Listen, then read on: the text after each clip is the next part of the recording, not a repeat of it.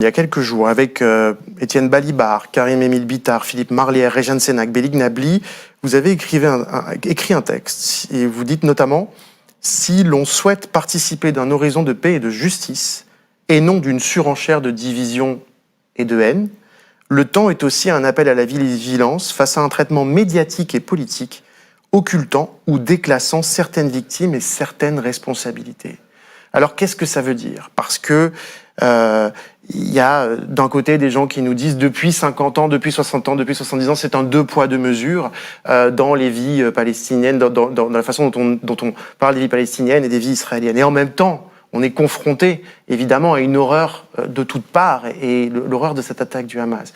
Donc qu'est-ce que ça veut dire? Qu'est-ce que vous visez là précisément? Vous dites que les vies palestiniennes ont fait moins attention, c'est ça? Écoutez, il se trouve que je suis un biculturel. Persan par mon père, qui a pourtant participé à la résistance en France, français par ma mère, français à 100%, persan à 100% aussi. Ça m'a appris une chose que je voudrais dire de manière très calme et solennelle. C'est qu'un humain vaut un autre humain.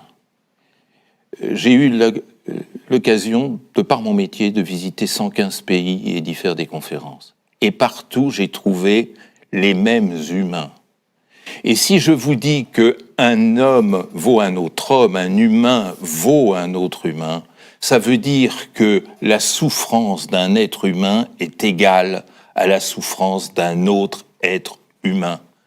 Il y a un mot très fort que j'adore de Victor Hugo qui parle de la sympathie des âmes. Ma sympathie d'âme, elle est tout entière avec les martyrs de Sderot comme avec les martyrs de Gaza.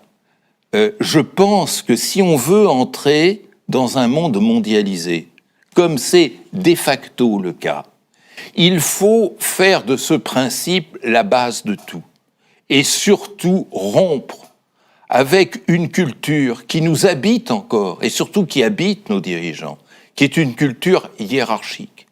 Il y a encore ces traces d'un Jules Ferry qui nous disait que les races supérieures sont là pour éduquer les races inférieures.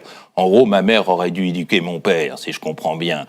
Il y a un ministre des Finances de Finlande, membre de l'OTAN et de l'Union européenne, qui définit les gens qui viennent du Moyen-Orient, comme mon père, par exemple, comme étant des singes du désert. Est-ce que ceci est encore acceptable?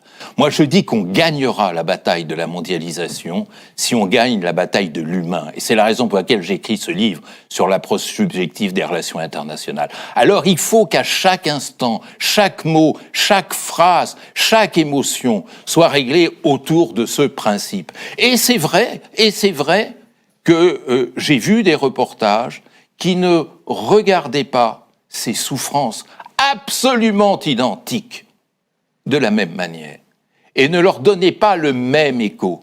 Il y a une tendance à l'anonymat chez certains, c'est-à-dire quand il y a des destructions à Gaza, on montre des monceaux de pierre, alors qu'au contraire, il y a, et c'est très bien, une individualisation et une humanisation. Il y a aussi très peu d'images depuis Gaza, puisqu'on ne peut pas travailler en tant que journaliste à Gaza. Bien sûr, mais il faut quand même ne pas perdre de vue que ce sont aussi des humains. Moi, j'ai rencontré des Gazaouis, je vais vous dire un scoop, ils étaient comme nous.